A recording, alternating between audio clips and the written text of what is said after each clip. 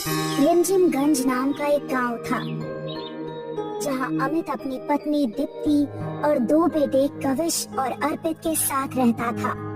मैंने कितनी बार कहा है कि घर में एक अलमारी ले आओ। कविश और अर्पित दोनों ही बड़े हो गए हैं, उनके कपड़े भी अभी ज्यादा हैं। कब तक मैं उन्हें पोटली में बांध कर रखूं? हाँ, तुम सही कहती हो। मैं आज ही बाजार जाकर एक अच्छी सी अलमारी देख कर लाता हूँ। अमित बाजार में जाता है और अलमारी की दुकान ढूंढने लगता है। तभी उसे वहाँ पर पुरानी वस्तुएं बेचने वाली एक दुकान मिलती है जहाँ पर पुरानी अलमारी भी रखी होती है।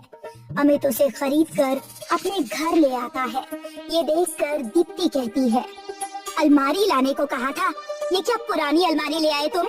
नई अलमारी लाने में क्या दिक्कत हो गई थी तुम्हें?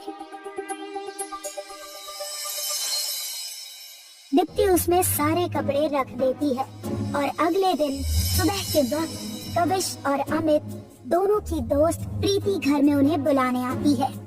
कविश, अमित, कहाँ हो तुम दोनों? भूल गए क्या? आज हमें संग्रहालय जाना है। याद है हमें। बस तैयार ही हो रहे थे। चलो, मैं भी तैयार हूँ। बस मुझे टाई पहननी है। माँ ने अलमारी में रखी है। कविश अलमारी में टाई ढूंढने लगता है मगर उसे टाई नहीं मिलती। अचानक से वो अलमारी के अंदर चला जाता है। अलमारी के अंदर एक अलग ही दुनिया बन जाती है। कविश अलमारी से अमित और प्रीति को आवाज लगाता है। अर्पित, प्रीति, मैं अलमारी में हूँ, अंदर आ जाओ। देखो यहाँ पर क्या चल रहा है। ये कविश तो अलमारी में चला गया। चलो, हम भी जाकर देखते हैं। प्रीति और अमित दोनों ही अलमारी में चले जाते हैं और देखते हैं कि वहाँ पर अलग ही दुनिया है। चांद और सूरज दोनों एक साथ आसमान में दिख रहे हैं और दोनों ही बर्फ के बने हुए हैं। तुम बच्चे यहाँ क्या कर रहे हो? हम यहाँ पर अपनी अलमारी के द्वार से आए हैं। ओह, तो वो अलमारी अब तुम्हारे पास है। यहाँ पर सारे घर, सूरज और चांद बर्फ से क्यों बने हुए हैं? बहुत लंबी कहानी है बेटा। जाओ, अपनी दुनिया में जाओ और खुशी से जियो। नन्हा जी, कृपया करके हमें ये कहानी बताइए ना। अगर तुम लोग सुनना ही चाहते हो तो चलो, मैं तुम्हें कुछ दिखाता हूँ। नन्हा उन्हें थोड़े आगे ले जाकर अपने प्रधान को दिखाता है जो बर्फ में फंसे हुए रहते हैं। ये हमारी दुनिया के प्रधान थे। करीब 20 साल पहले की बात है जब हमारे प्रधान ने ये तय किया था। ये गांव बाहरी दुनिया से गुप्त है। इस गांव को मेरे पूर्वज ने नए आयाम में बनाया था जिसका दरवाजा मेरे पास है। मैंने तय किया है कि हम दूसरी दुनिया के लोगों के साथ मेल जोल करके खुशी से जिएंगे। इसीलिए मैं अपनी दुनिया का दरवाजा एक अलमारी के अंदर बनाऊंगा। प्रधान जी दूसरी दुनिया के लोगों के साथ मेल जोल करना चाहते थे। उन्होंने दूसरी दुनिया में जाने का दरवाजा अलमारी में छुपाकर रख दिया ताकि वो एक बार दूसरी दुनिया में जाकर लोगों को देखे। प्रधान जी दूसरी दुनिया में जाते हैं और वहाँ पर उन्हें सिद्धांत नाम का व्यक्ति मिलता है। कहाँ से आए हो तुम? पहले कभी तुम्हें मैंने इस गांव में नहीं देखा। जी, मैं इस गांव से नहीं हूँ, मैं दूसरी दुनिया से आया हूँ। मैं कुछ समझा नहीं। दूसरी दुनिया से हो? जी, मैं दूसरी दुनिया से आया हूँ। दरअसल मेरे पूर्वज यहाँ आया करते थे। उसके बाद उन्होंने एक नई दुनिया बनाई। मैं बस इस दुनिया से तालमेल रखना चाहता था और देखना चाहता था कि यहाँ के लोग कैसे हैं। ऐसा है तो मुझे अपनी दुनिया में ले चलो।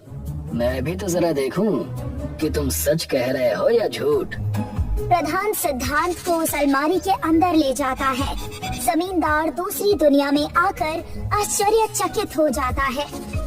ये तो सच में एक अलग दुनिया है, लेकिन ये कैसे मुमकिन है? मेरे पूर्वजों ने इस दुनिया को बनाया था।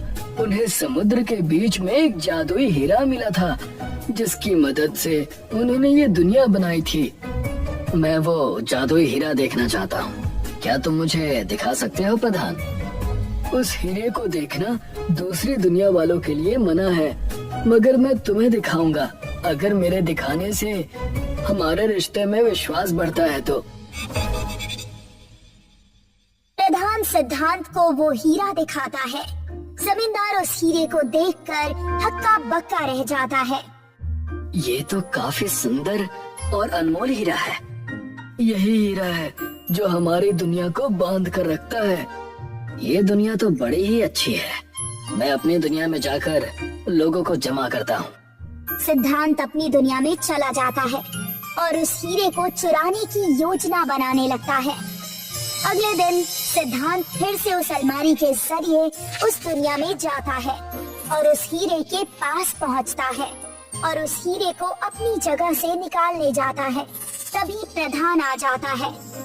रुको, ऐसा मत करना। तभी सिद्धांत उस हीरे को अपनी जगह से निकाल लेता है। निकालते ही प्रधान और उस दुनिया की सारी चीजें बर्फ में बदल जाती है, मानो जैसे समय रुक गया हो। इस वजह से ये दुनिया पूरी तरह से बर्फ में बदल गई। किसी सिद्धांत नामक व्यक्ति के पास आज भी वो हीरा रखा हुआ है। सिद्धांत नाम कहीं सुना सुना सा लग रहा है। सिद्धांत को भूल गई क्या? हमारे गांव के जमींदार का नाम सिद्धांत है। पक्का फिर तो उन्होंने ही हीरा चुराया है। नन्हा, अगर हम उस हीरे को वापस लेकर उसकी जगह पर रख दें, तो क्या सब वापस पहले जैसा हो जाएगा? हाँ, अगर वो हीरा अपनी जगह वापस आ जाए तो सब पहले जैसा हो जाएगा। तो आप निश्चिंत रहिए, हम वो हीरा अपने जमींदार जो कि चोर है उसके घर से ले आएंगे और इस दुनिया को वापस पहले जैसा कर देंगे। प्रीति, अर्पित और कविश अपनी दुनिया में आ जाते हैं। हमने जोश जोश में कह तो दिया कि हम उस हीरे को ले आएंगे, मगर हम उसे लाएंगे कैसे? हमें चोर के घर में चोरी करनी होगी। मेरे पास उसका एक अच्छा उपाय है। अगले दिन कविश जमींदार के घर जाता है और उनसे कहता है, क्या हुआ? इतने तेज भागकर क्यों आ रहे हो? वो आपको प्रधान जी ने जल्दी बुलाया है। बहुत जरूरी काम है, जल्दी जाइए।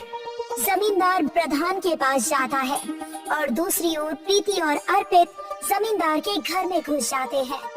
अब जल्दी से हीरे को ढूंढते हैं। अर्पित, जाओ तुम घर से थोड़ी दूर खड़े रहो। अगर हमारे घर से निकलने से पहले जमींदार आ जाए तो तुम उसे किसी और चीज से भटका देना। अर्पित बाहर पहरेदारी कर रहा होता है और प्रीति और कविश घर में उस हीरे को ढूंढने लगते हैं। तभी अर्पित को जमींदार आते हुए दिखता है। अरे बाप रे, ये जमींदार तो यहीं आ रहा है। कुछ ना कुछ तो करना होगा। कमाल है, प्रधान ने तो मुझे नहीं बुलाया था। जमींदार साहब, आपके बड़े वाले खेत में आग लग चुकी है। जाइए, जल्दी जाइए, नहीं तो आपकी खेती पूरी तरह से बर्बाद हो जाएगी। क्या? अरे आज ये हो क्या रहा है मेरे साथ? जमींदार अपनी खेती में जाने लगता है। अरे तुम्हें वो हीरा मिला या नहीं? नहीं, पूरा घर छान मारा मगर वो हीरा कहीं नहीं मिला। मिल गया, मुझे हीरा मिल गया। ये इस संदूक में छुपा कर रखा हुआ था। कविश को वो हीरा मिल जाता है। वो लोग घर से बाहर आ जाते हैं और अपने घर जाने लगते हैं। तभी वहाँ जमींदार आ जाता है। रुक जाओ, मुझे लगा ही था कि दाल में कुछ काला है। लाओ, मेरा हीरा मुझे वापस करो। ये हीरा आपका नहीं है, ये हीरा दूसरी दुनिया से आप चुरा कर लाए हैं। दे दो वरना। अर्पित, प्रीति, भागो। तीनों दोस्त वहाँ से भागने लगते हैं और भागकर अपने अलमारी के पास पहुँचते हैं। जमींदार सिद्धांत उनका पीछा करते हुए वहाँ भी पहुँच जाता है, मगर तब तक तीनों अंदर की दूसरी दुनिया में चले जाते हैं और उस हीरे को उसकी जगह पर रख देते हैं। सब कुछ पहले जैसा हो जाता है, मगर वहाँ जमींदार भी आ जाता है। वो मेरा हीरा है, मैं उसे वापस लेकर रहूंगा। जैसे ही जमींदार हीरा लेने वाला होता है, तभी प्रधान उससे कहते हैं, रुक जाओ सिद्धांत, अगर अभी तुमने इस हीरे को फिर से चुराने की कोशिश की तो तुम बर्फ में बदल जाओगे। जैसे ही जमींदार हीरे को छूता है, वो बर्फ में बदल जाता है। मैंने तो कहा था, मगर इस सिद्धांत ने मेरी बात सुनी ही नहीं। जैसी करनी वैसी भरनी। सिद्धांत को वही मिला जिसका वो भागी था। नन्हा सारी बातें प्रधान को बताता है कि किस तरीके से प्रीति, अर्पित और कविश ने उन्हें बचाया। मैं तुम तीनों का कैसे शुक्रिया अदा करूं? हमें आपसे माफी मांगनी चाहिए। हमारी दुनिया के इंसान के कारण आप लोगों को इतना झेलना पड़ा। एक इंसान बुरा होता है, इसका मतलब ये नहीं कि सब बुरे होते हैं। आप लोगों ने हमारी मदद की, ये इस बात का प्रमाण है। आप तीनों यहाँ पर कभी भी आ जा सकते हैं। आगे से प्रीति, अर्पित और कविश अपनी अलमारी से दूसरी दुनिया में आते जाते रहते हैं। भारत में कोरोना की दूसरी लहर ने अपना प्रकोप दिखाना शुरू कर दिया। पूरे देश में लॉकडाउन लग गया, जिसके चलते बहुत सारे लोगों की आर्थिक स्थिति खराब हो गई और एक शहर में रहने वाले मान सिंह का व्यापार भी बंद हो गया। अपनी पत्नी अलका और बेटे दीपक के साथ उसने गांव लौट जाने का प्लान बनाया। मुझे लगता है कि अब हमें गांव वापस लौट जाना चाहिए। पिछले 25 वर्षों से गांव नहीं गए हो तो अब किस मुंह से जाएंगे? यहाँ भूख से मरने से अच्छा है कि हम अपने गांव वापस चले जाएं। माँ बाप की मौत के बाद भी हम लोग गांव नहीं गए, सभी गांव वाले क्या बोलेंगे? जब जीवित रहना भी संघर्ष बन जाए तो इतना ज्यादा नहीं सोचा करते। शहर में लॉकडाउन है, मैं आज ही गांव जाने की परमिशन लेकर आता हूँ। मानसिंह प्रशासन से परमिशन लेकर घर आ गया और घर का सामान बांधकर परिवार के साथ गांव जाने के लिए निकल गया। मानसिंह का गांव जगनपुर बहुत हरा भरा दिख रहा है और वहाँ सभी लोग स्वस्थ हैं। मानसिंह को गांव में देखकर लोग घरों के बाहर आने लगे। तभी मानसिंह के बचपन का दोस्त रणजीत भी दौड़ कर आया। हाँ जी भैया, आपको किसके घर जाना है? ये मेरा गांव है और मुझे अपने ही घर जाना है भाई। मैं तो तुम्हें पहली बार इस गांव में देख रहा हूँ। मेरा नाम मान सिंह है, मैं मास्टर जी का बेटा हूँ। मान सिंह? तू? अरे तू तो मेरे बचपन का दोस्त है। देखा, मैं तुझे ही नहीं पहचान पाया। अरे रंजीते! दोनों दोस्त एक दूसरे को गले लगाते हैं। तू इतने वर्षों बाद क्यों आया है? चाचा चाची के बाद तेरा घर खंडहर बन गया है, खंडहर। मैं पैसे कमाने में अंधा हो गया था, अब लौट कर आया हूँ। अब मैं सब कुछ ठीक कर दूंगा। अच्छा भैया, मैं अब घर जा रहा हूँ, शाम को मिलते हैं। रंजीत अपने घर चला गया और मानसिंह भी बच्चों को लेकर खंडहर बन चुके घर में पहुँचा। पापा, हम इतनी गंदी जगह पर कैसे रहेंगे? बेटा, मैंने इस जगह पे अपना बचपन गुजारा है, जीवन के 25 साल बिताए हैं यहाँ पर। अब हम इसको फिर से साफ करेंगे ताकि तुम्हारा यहाँ पर खूब मन लग सके। मानसिंह अपने बेटे और पत्नी के साथ घर की सफाई करने लग जाता है और सफाई करके वो लोग रहने लगे और खेती करने लगे। दीपक धूप में खेत से वापस आया और अपने पिता से बोला, पापा, मुझे क्या करना था और आपने मुझे क्या दे दिया? समय बदलता रहता है बेटा, समय एक जैसा नहीं होता है। पता नहीं पापा, ये वक्त कब बदलेगा। मुझे पढ़ाई करनी थी, मेरे सारे दोस्त ऑनलाइन पढ़ाई कर रहे हैं और एक मैं हूँ कि इस गांव में बैठा हूँ जहाँ पर इंटरनेट तक नहीं है। देखो दीपक, लॉकडाउन खुलने तक हम यहीं रहेंगे, हमारे पास और कोई दूसरा ऑप्शन नहीं है। मानसिंह सो जाता है। एक दिन दोपहर को दीपक अपने कमरे की सफाई कर रहा होता है। तभी उसकी नजर एक दरवाजे पर पड़ती है। दादाजी भी अजीब थे, कमरे के अंदर भी दरवाजा है। वैसे उस समय गांव में अटैच वॉशरूम का तो कॉन्सेप्ट नहीं था, फिर ये दरवाजा कहाँ का हो सकता है? खोल कर देखता हूँ मैं इसे। दीपक पूरी ताकत से वो दरवाजा खोलता है। दरवाजा खुल गया और वो रास्ता बेसमेंट में जा रहा है। मुझे इसके अंदर जाना चाहिए, लेकिन इसके अंदर कोई भूत तो नहीं है ना? लेकिन मैं इस गांव में वैसे भी परेशान हूँ, तो अच्छा है मैं इसके अंदर ही चला जाऊँ और हम लोगों को यहाँ से जाने का मौका मिल जाएगा। दीपक बेसमेंट के अंदर जाता है और वहाँ एक बड़ा कमरा है जिसमें 3 अलमारियाँ जर्जर हालत में रखी हुई हैं। तभी दीपक के ऊपर 3 चाबियाँ आकर गिरी। चाबियाँ? कुछ तो जादुई है, मुझे ये खोलनी चाहिए या फिर नहीं खोलनी चाहिए। दीपक चाबी हाथ में लेकर वापस भागकर अपने मम्मी पापा के पास जाता है और उनको सारी बात बताता है। वो दोनों भी उसके साथ बेसमेंट में जाते हैं। मैंने इसे बचपन में देखा था, लेकिन इसके अंदर क्या है पिताजी ने कभी नहीं बताया और ना मुझे कभी यहाँ पर आने दिया। अब तक तो मैं इसको भूल चुका था। चलो आज खोलकर देख लेते हैं। मानसिंह ने चाबी पहली अलमारी में लगाई और अलमारी खुल गई, लेकिन मानसिंह की सांसें थम गई। वो हैरान रह गया क्योंकि अलमारी में बहुत सारे पैसे थे। मानसिंह ने दूसरी अलमारी खोली तो उसमें सोने के बिस्किट थे और तीसरी अलमारी हीरों से चमक रही थी। वाह पापा, दादाजी कितना कुछ छोड़ कर गए हैं हमारे लिए। हाँ बेटा, मैंने कहा नहीं था कि वक्त सबका बदलता है। मानसिंह ने उसमें से पैसे निकालकर गांव में हवेली बना ली और गांव में खेत खरीदकर नौकर रख लिए।